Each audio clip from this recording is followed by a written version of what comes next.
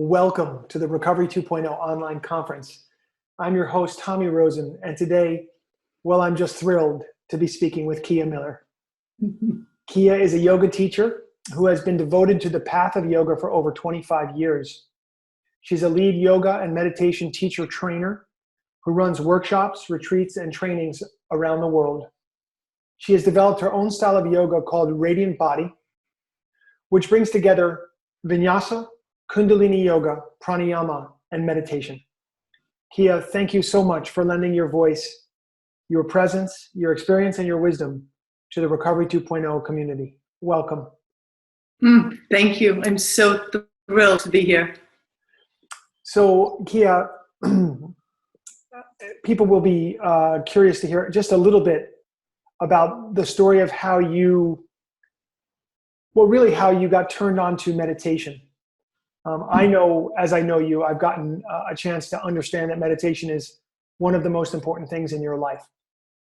And how did that unfold for you? How did that come to be? Was it always that way? It wasn't always that way, although when I reflect back, I understand that a meditative state was something that I found in nature when I was very young, but lost that connection. And when I first started practicing yoga when I was 15, I heard about meditation as well. But I thought about meditating for 10 years before I actually started. And really the reason being that I didn't know how. And it was overwhelming. And I didn't even know where to start. And at any point where I sat down and tried to do what I thought was meditating, my mind was so loud and noisy and distracted that I couldn't even fathom that it was possible. And so it seemed so very unattainable for me for a very long time. And it wasn't until I started to be taught within Kundalini Yoga some very specific meditation techniques that I started to understand what it was all about. And so my journey has progressed from there, from understanding that it's not about stopping your thoughts. It's ultimately about creating a very conscious relationship with the deepest part of you and starting to observe which patterns of thinking, of thoughts dominate your waking hours and how to start to change some of those patterns and promote some of the good, helpful patterns. So for me, the exploration of meditation has been a journey of starting to understand what it actually means to be a human, what it means to be somebody who has a mind and somebody who thinks and exists in this world. So it's the deepest kind of journey. So many people find their way to the meditation mat preceded by some difficulty. There's some pain or a discomfort or an inability to be comfortable in one's own skin. Ultimately, was your curiosity about meditation fueled by necessity? Good question. Yes, and a thirst to know more. I think I had gained so much through my asana practice, through my practice of postures and breath, that I'd cultivated already a certain level of calmness. So maybe my necessity wasn't as heightened as it would have been had I started meditating at the beginning. But for sure, the moment that I started to observe myself at the level of mind, I started to observe just how addicted I was on so many levels to so many different kinds of thinking. Well, that's a critically important topic, so we'll stay right there for a moment. Help me to understand how you view the mind, what does it mean to have an addictive mind versus a non-addictive mind, or how is it that you perceive this thing that we're all trying to sort of wield and understand and manage at a better level? Well, there's so many models of the mind that are available in the yoga tradition. So there's different perspectives in at how the mind works. But just to answer directly from your question of addictive thinking, there's patterns of thoughts that we have. So we'll have a thought about something. Sometimes that thought doesn't have very much of a charge, and it, like a popcorn, it comes up into your field of awareness. If you're not charged by it, if it's not got too much interest, it'll just like popcorn pop and disappear. But it's when those thoughts come up into your field of awareness that have some juicy connection to them, maybe resentment, maybe a deep desire, maybe an attachment, maybe an aversion, then we start to chew on it and we add more weight. An emotion gets involved. Maybe there's associations with that thought, and before we know it, it's like we got on a train, and now the train has become an express train, and it's gone way past any local destination, and now you're far up in Timbuktu, and you never planned to go there. But to me, that's like a train of addictive thinking. And what happens is often we choose those trains of addictive thinking because we're really uncomfortable in the moment. And so that offers us a level of distraction. And so for me, the practice of meditation is all about learning to get comfortable in the present moment, comfortable in my own skin, comfortable in what I'm perceiving, comfortable with these unconscious thoughts that come into consciousness. You see, the way the yoga tradition views this is there's an unconscious momentum that's propelling us through the majority of our lives. If we're not actually fully present in the moment, like we are now, you and me, and those who are listening, we're present. There's an evolutionary, really fresh energy here. But if we're not fully present in the moment, then we're in the unconscious mind. We're in the habituated unconscious aspect of ourselves, and we're making decisions based on decisions that we've made before, things that we've learned before, or things that we're constantly chasing after. And so there's this unconscious momentum that we are a part of. And when we start to meditate and do specific breath practices, we can begin to just become aware, what is the unconscious momentum that's driving my life? What is the unconscious desire under there that is driving my decisions? Why am I going off on that supercharged express train to Timbuktu when that's in my heart of hearts, I know that's not serving me?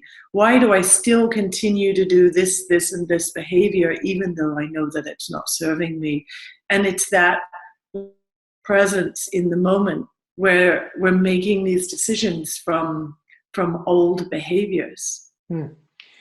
Has it been your experience that both for yourself personally and the people that you work with and teach yoga and meditation to, that if meditation doesn't become a part of life, that unconscious momentum will just continue? That it doesn't just work itself out? I would have to say, from my personal experience, unless you're in a process of self-reflection and self-correction, how can that stuff work it out? Now, there's different ways of doing that self-reflection and self-correction. Obviously, when we're in therapy, that happens when we're in a conscious dialogue with another, in whatever way that therapeutic relationship shows up. But the coming to the place where we are starting to discern who the witness is that's witnessing this thing that we call life. If I'm caught in an emotional state, if I'm caught in a train of thinking, I'm not going to be in that seat of witness. I'm now identified with, I'm hungry, I need that food, I've got to get that food. I'm so identified with that emotion and that physical experience that I'm not able to just take a moment and witness. And the witness would say, well, wait, who's hungry right now? Are you really hungry? Maybe you just need to drink some water. That would be the sort of witnessing aspect that breaks us out of the unconscious momentum. Okay, now I'm in the witnessing aspect. Now I get to make a choice about what I do. Am I going to choose to eat that food even though I'm not hungry? Am I going to choose to take the drug even though I know that it's not serving me? Wait, there's a break here. There's a moment.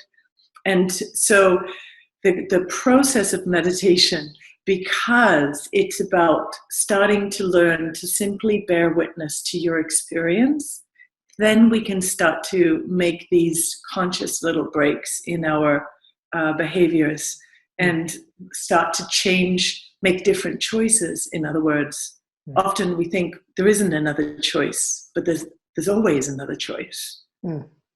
In my own personal experience with addiction, there have been periods in my life where truly it felt like the power of choice had been removed in that period of time, for that moment, because I was so trapped in unconscious, conditioned, the thought process, the thinking, and the behaviors that came from that kind of thinking. So it really does seem to me that the path of recovery, therefore, has to include meditation as a practice to break out of at least the mental affliction part of addiction. Absolutely. And I think there's a way that you can start, anyone can start in little manageable bite-sized pieces that help them to make some progress. And in my experience, unless you have some level of direct experience of progress, you're not going to value or even invest much time and energy into something. So for me, at the beginning of meditation, I would observe a shift after doing some focusing technique or mantra, for example, in the Kundalini tradition, which is great, or some breath technique that would shift my energy enough that my mind would finally come to a place of stillness, and I would be not caught up in the usual drama and neuroses of my mind.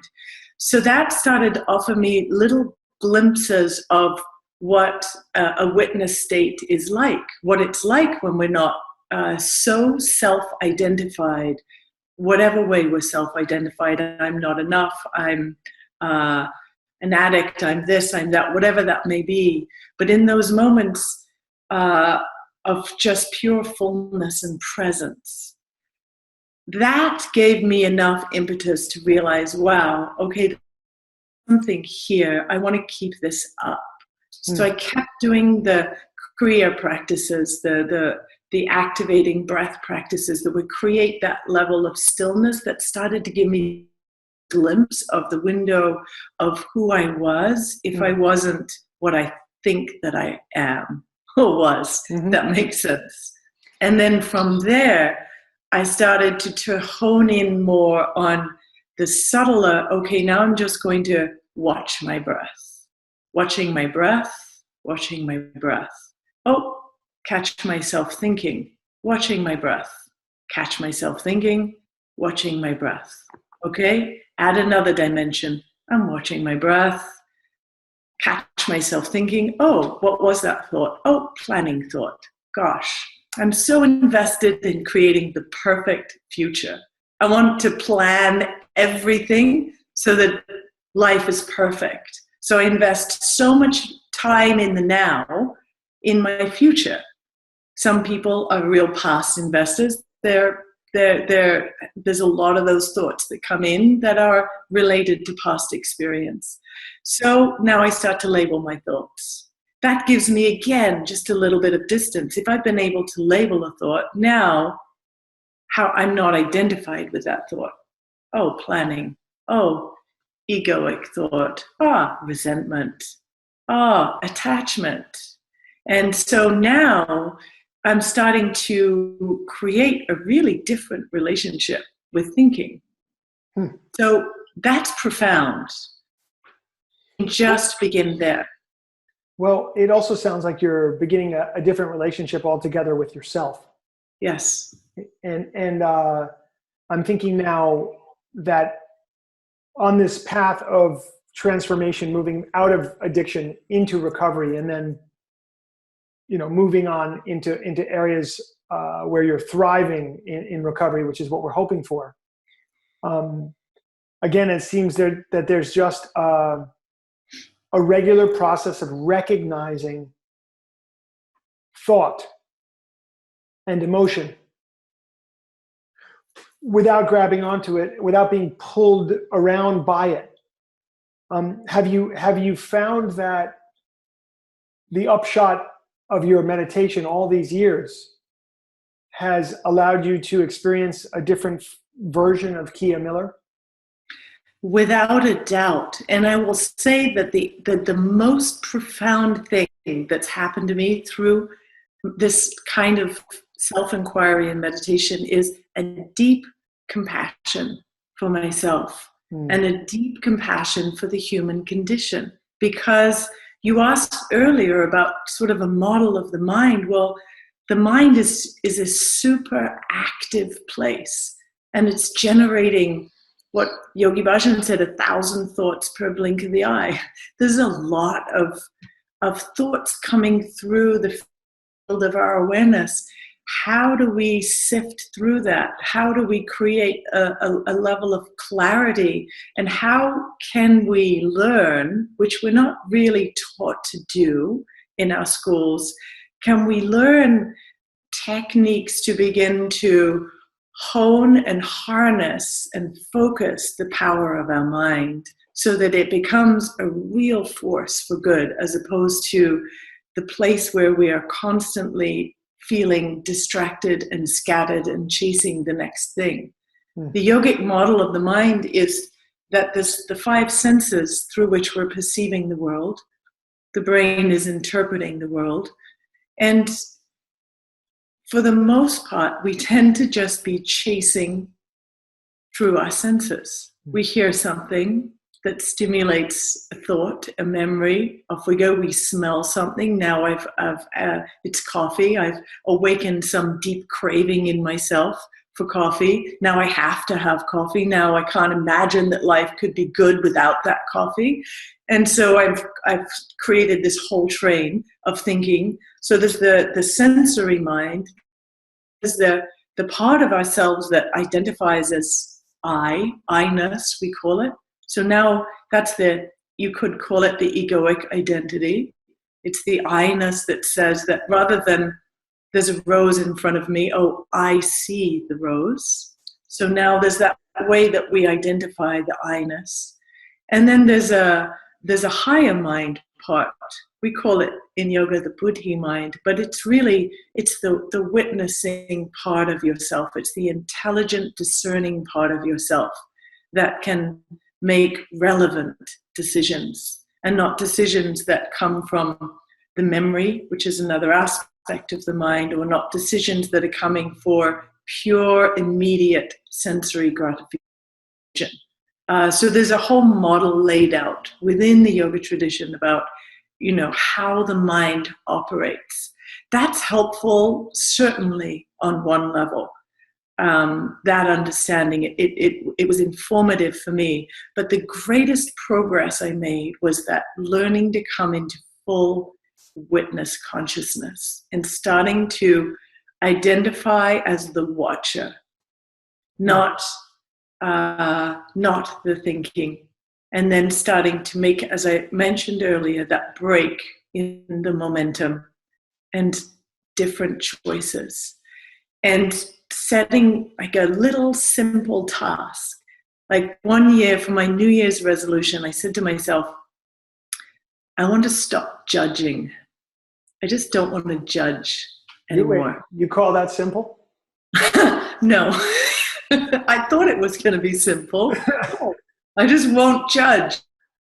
So I got to the end of that first year, New Year's resolution, got to do it again. Won't judge.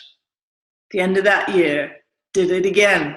By the end of the third year, I'd been in a pretty dedicated way, just observing all the times I was in self-judgment and judgment of others, so much judgment. But I was getting to the point where I was catching the judgment as it arose. Sometimes the judgment would happen, I'd catch it, but I was more often catching the judgment as it was coming up in me. And then I recognized that there'd been progress there. And I started to see this plasticity of the mind, this conditioning of the mind that we all have, that there's a way through that conditioning. It just takes it's the one thought at a time, one thought at a time, one day at a time. And then we slowly, slowly, slowly start to break free of the conditioned idea that we have about what life is. What excited me about your conference this year is that your title is To See Things Differently. And to me, it's all about learning to see things differently, because we come into life with all this conditioning from our family, from our culture, from our own personal experiences, often those experiences happening when we're too young to be able to control them. And so we have this conditioned, automatic, unconscious response to life that's driving us. And so coming into a place where we can recognize the conditioning as it's coming up and make conscious choices. So for me, that was a 3-year journey with judgment. Do I still judge? Sure, I still judge. I still catch myself, but it's a very different relationship than what I had before. And it's also allowed me to be a lot more compassionate when I see people judging me or judging others around. I get to understand where that mechanism's coming from, that we're all subject to this, to our conditioning. We're all subject to the scattered nature of an untrained mind, that we're all subject to blocked emotional energy and old emotional coping patterns that are not serving us anymore. In order to sift through that, we've got to cultivate a kind of vitality, a kind of inner strength and tenacity, and a faith that there's a way through the fogginess, the uncontrolled nature of life of addiction. There's a way through it.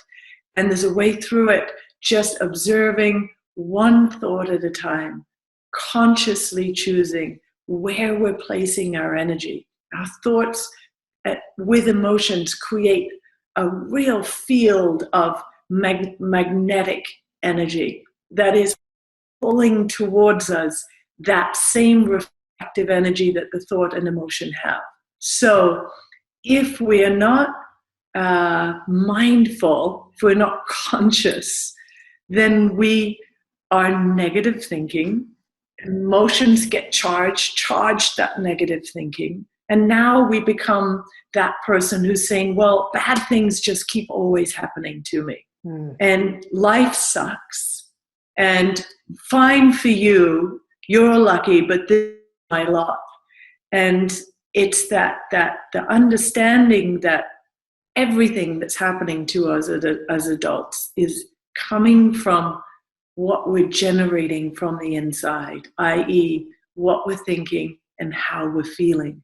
It takes a radical self-honesty, a commitment, which is what I love about people in recovery, that there's a commitment to honesty, and there is a commitment to self-reflection. And that's where this real work happens, because the moment we get honest with ourselves, now there's a window. Now we can start to access the witness and reflect and start to make the small but profound changes that shift the trajectory of our lives, that bring in something that's reflecting a different vibration. Mm. Thank you so much. From a totally practical level, do you find and have you found that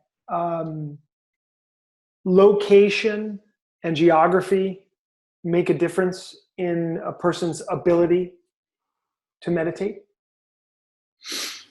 It's such a good question. Yes, when you're in a quiet nature spot and there's more pranic energy, or there's a different frequency in the vibration around you, it's definitely easier to meditate. I mean, if you just look at it on the most practical level there, when we're in nature, we tend to relax. Our awareness easily expands out into the environment. We become more perceptive to the little sounds and shifts around us. When we're in a city environment and there's a lot of discordant noises and unpredictable sounds around us, it's much harder to settle in. Plus, we're in a very congested city environment. You have all the electromagnetic energy that is also impacting us. So, yes, this is why I love the practice of Kundalini Yoga. It's why I love the practices where we do strong breath work with dynamic movement that shift our energetic vibration and frequently profoundly enough that we are released from whatever is around us. We get to glimpse, we get to transcend the space that we're in. We get to transcend the environment and the externally and internally and open up to a new space. From there, doesn't matter where you are. The practice of meditation becomes super accessible. And then ultimately, the practice of meditation is creating this state of continuous awareness. Whenever we catch ourselves, wherever we are, we catch ourselves in negative thinking. Wow, I'm negative thinking. Catch ourselves spinning a resentment wheel. Oh, God, there I was again. I'm in resentment. Catch ourselves in craving. Wow, I'm craving. Wait, what in me, where in me am I disconnected right now that I feel that something from the outside is going to fix that disconnection? What can I do right now that helps me to create the inner connection that I'm so craving? So that, just that inquiry, and then placing your attention at the heart center, breathing into the heart center, allowing a moment for all the discordant energy to start to settle. You know, in the Heart Math Institute, the study done at Stanford, I think it is, they talk about that journey of incoherence between the mind and the heart to coherence between the mind and the heart, harmony, in other words. It just takes 3 minutes. Catch yourself craving, catch yourself in a unwanted state of being. Come back to your heart. Breathe there. Open to the possibility of something else, of something different. And allow that possibility in. And your resonance, your frequency immediately starts to shift. This is what we have to recognize, that we are that powerful. And that's how we put a little breaker in the unconscious momentum, and we allow ourselves little windows of opportunity. Oh, in this moment that I've come conscious, now I have the capacity to take an action that is going to be evolutionary in nature, that's going to take me out of the past, that's going to open me to something more than more of the same. And that's what's so fascinating and exciting and inspiring to me about the yoga tradition and practice and what is shared, is that this is ultimately where we start to lead to. If we don't want more of the same, we have to change our behavior and our relationship with the present moment. In order to do that, we have to start to stop that train of thinking that's keeping us bound in some past negative, traumatic, whatever you want to call it, experience. So it's exciting to me. Beautiful. It's super exciting, and it's inspiring how inspired you are. I was so inspired by how inspired you are that I decided to marry you. So that says something. Can you speak a little to the power of meditating in groups? What are the differences between meditating as an individual versus in a group? What's been your experience there?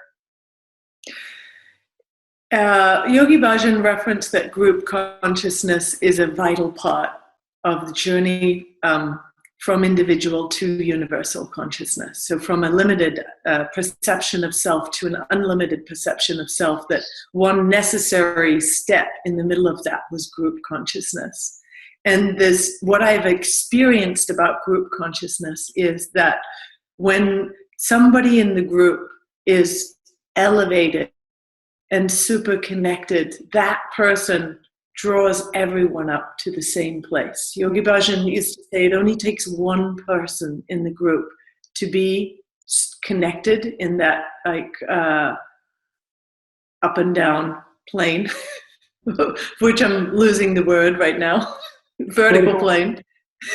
It only takes one person. Sometimes the mind just slips away.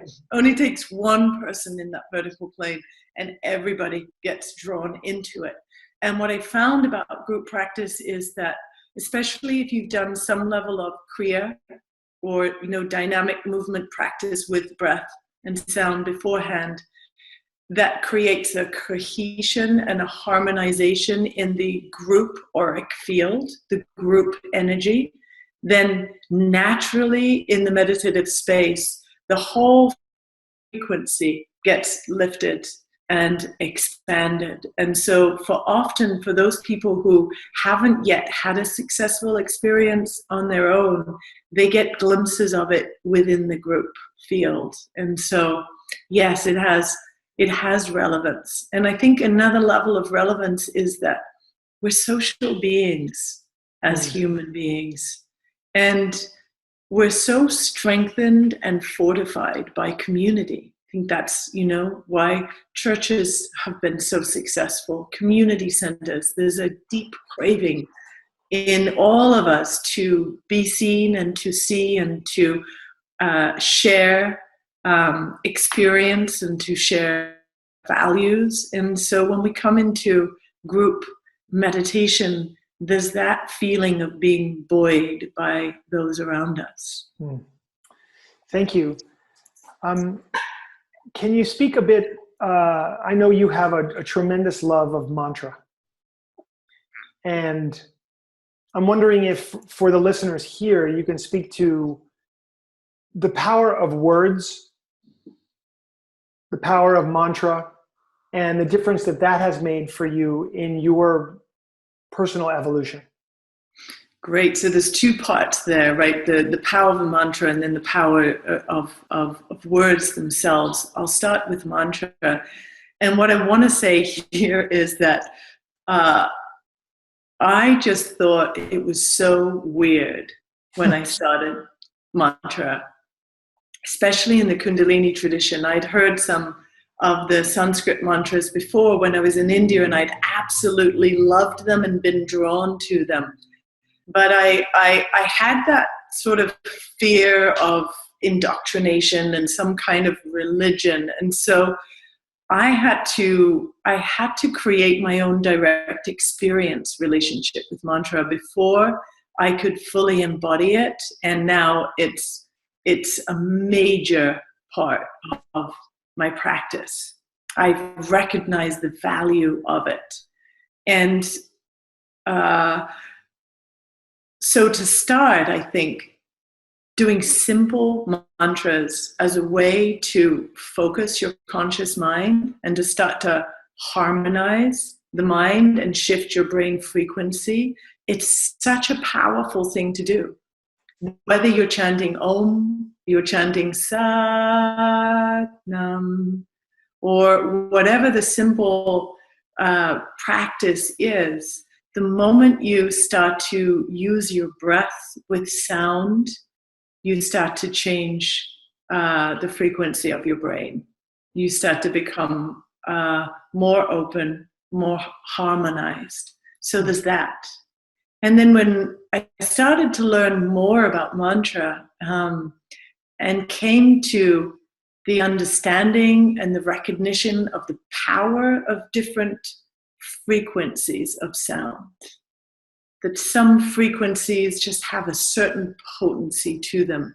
And then the understanding that the yogic sages and saints who shared these initial mantras that have been coming down for thousands of years throughout the lineage of humanity, that these sounds, these mantras, when they were first uttered, they were uttered from beings who were in such a sublime, connected state that they had that kind of understanding of the totality of what is. So every mantra is like a little equation that, when reflected upon, when we chant those sounds, we start to attune to the frequency of those who originally spoke them.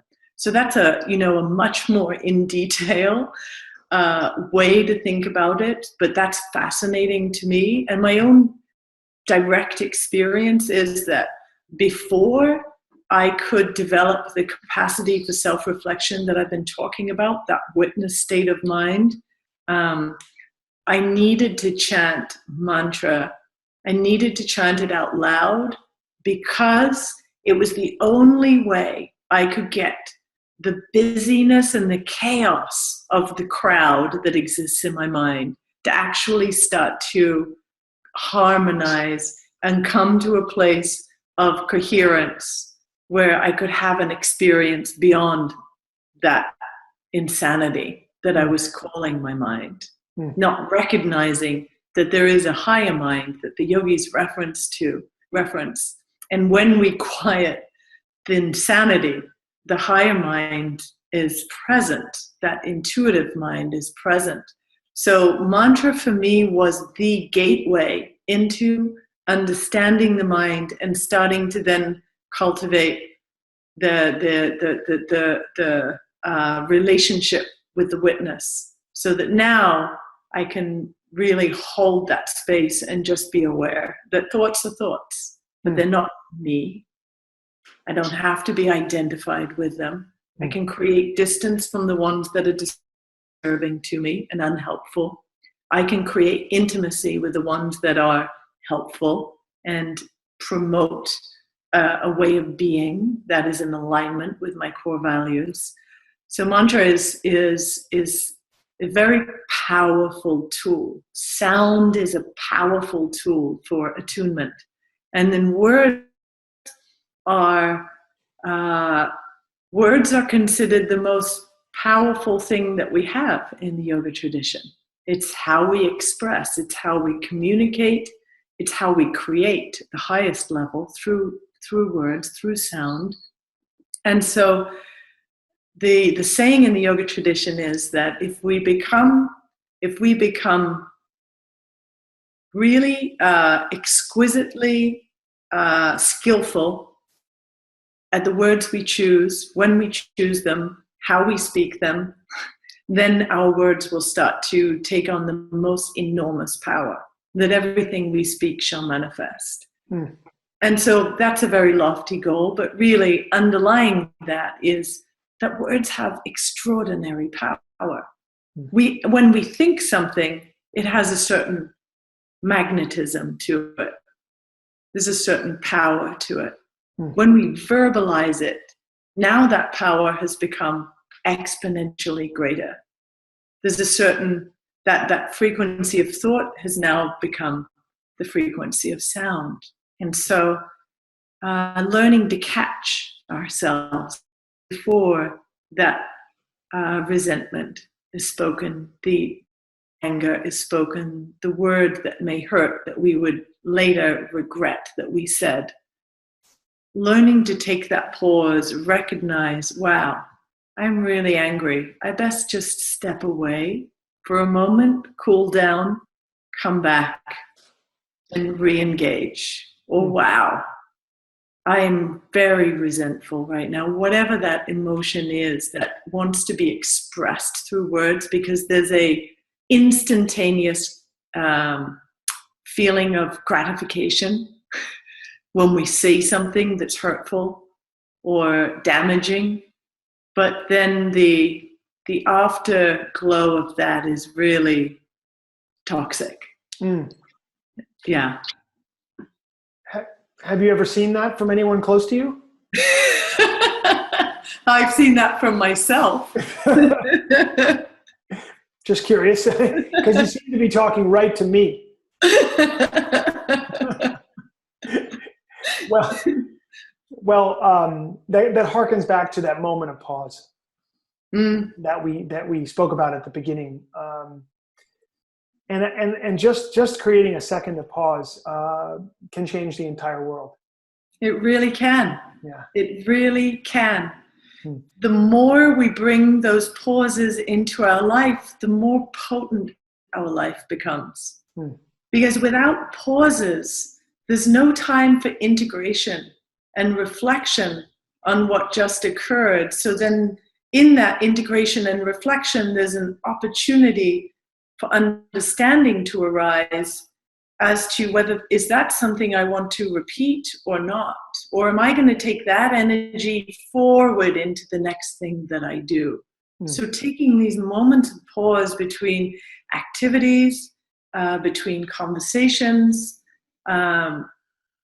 between bouts of intensive thinking, it's all the moment where you come back to how do I feel in my body right now? What are my feelings expressing to me about what I've just been involved with?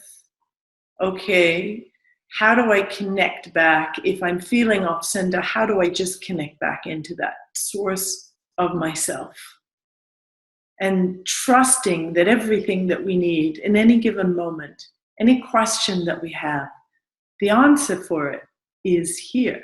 The answer for it lies in those pauses when we actually get to stop with all the noise, to stop with all the grasping. That person will solve my problem. This person will solve my problem. I'll just take that supplement. That'll do it, or whatever it may be. It's like, wait, just pause, slow down, get still, take some breaths. Wow, I was really caught up. God. Okay, I'll do better next time, right? Take a moment, recognize, well, that wasn't serving me, that line of thinking. Okay, choose your line of thinking. This is where it gets really exciting. We get to choose what we think about. Isn't that radical? Wow. You mean I don't need to stew in my own negativity? Wow.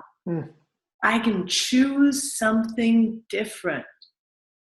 Cultivating, remembering, having the vitality enough to make that choice. Yeah.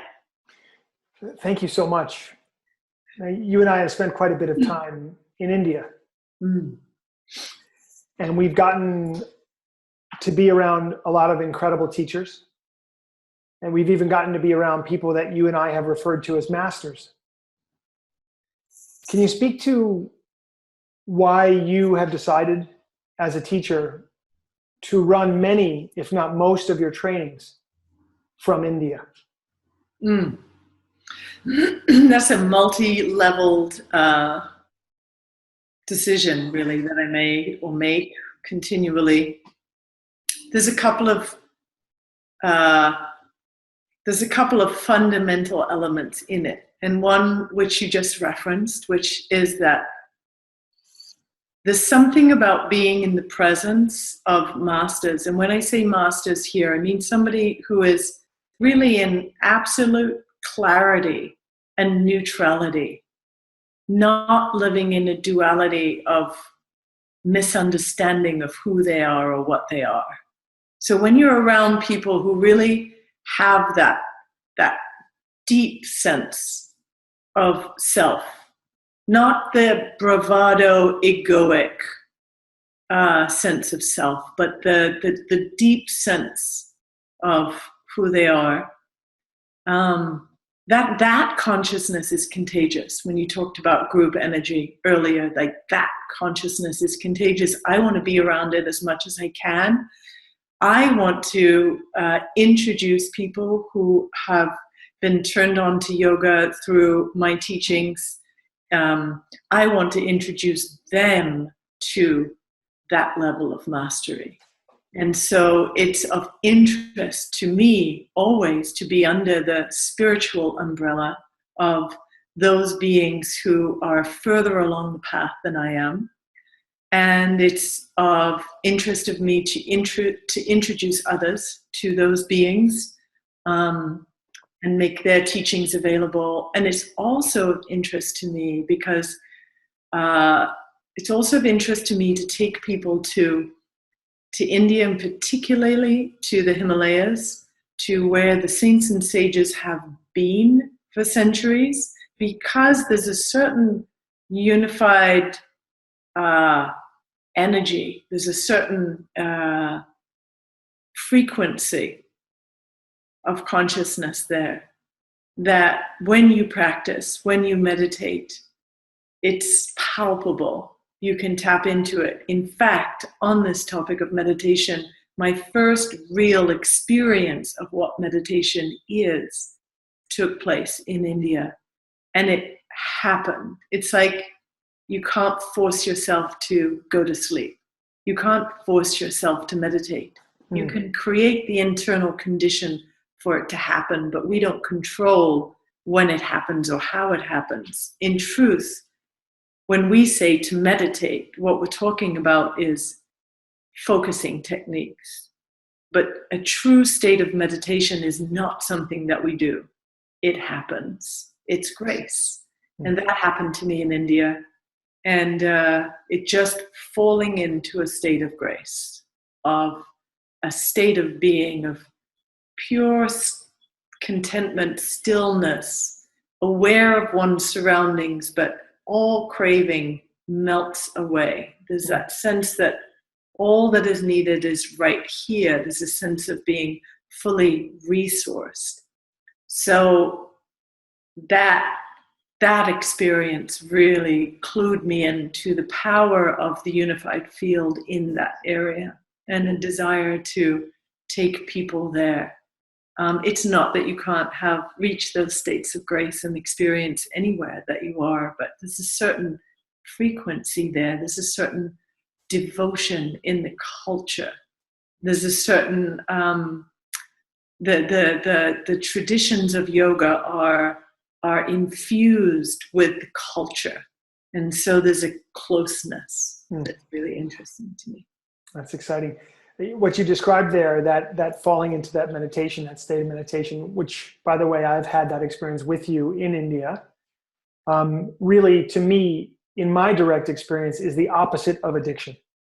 Yeah. Like literally, if you could see on a spectrum, all the way over here is chronic or severe addiction. You're 100% identified with mind and you're caught up. And over here is just the absolute, just opposite of that. That's the state of meditation. Yeah. And I have a great desire, as you do, to turn as many people onto that as possible. Yeah. Especially those people who have struggled with addiction and have known the pain and suffering of the opposite of that. So I was wondering if we could just, we're running a little bit out of time now, unfortunately, but I was wondering if you could speak a little bit to our upcoming training for those who might be watching that might want to come. And also we'll finish with any other thoughts that you want to share with folks.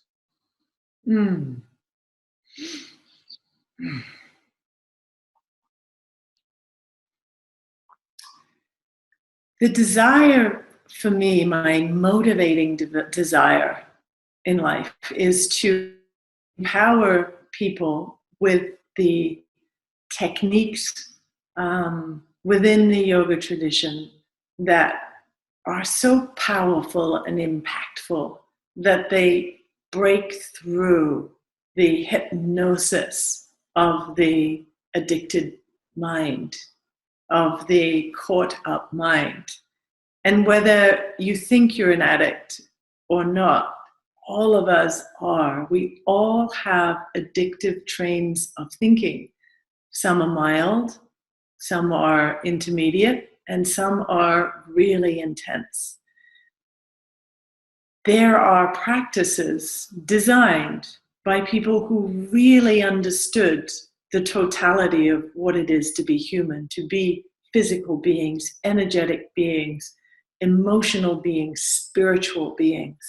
These practices that are designed specifically to help to cut through the hypnosis and the ways we're caught up and to create an integrated state of being.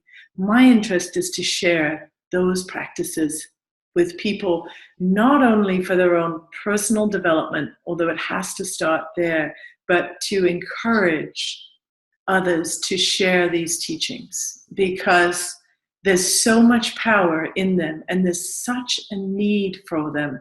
Globally, as human beings, we have become so disconnected from ourselves, from each other, and from, on a global level, definitely disconnected on the deep levels, the meaningful levels. And so how do we develop that connection? How do we recreate it? That is the business of yoga, this process of reintegrating, of creating wholeness, of coming back to our neutrality, and of recognizing the power and capacity that each and every one of us has to not create the same as what our parents did, to not create the same in our cultures as we keep creating, or with our countries that we keep creating.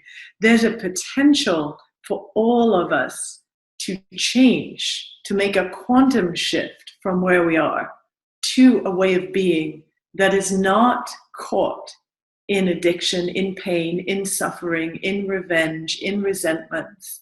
And all of that comes possible when we use these mind-body practices, when we use these somatic practices to start to break through the momentum.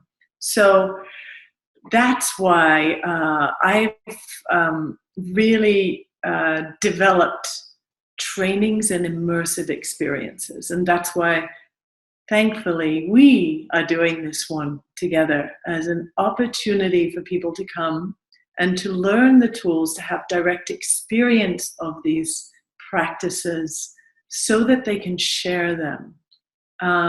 There's a need. There's a great hole that needs to be filled. There's people's hearts that need to mend. There's people's brains that need to come back online. There's families that, can be healed and brought back together through these practices. So that's in India. Yes. in October, 200-hour teacher training. And so the invitation is there for anyone called to a deeper level of study and practice. Come be with Kia and I. We only really have a few spots left, but if that calls to you, you let us know. You find us, and we'll rope you in the best way.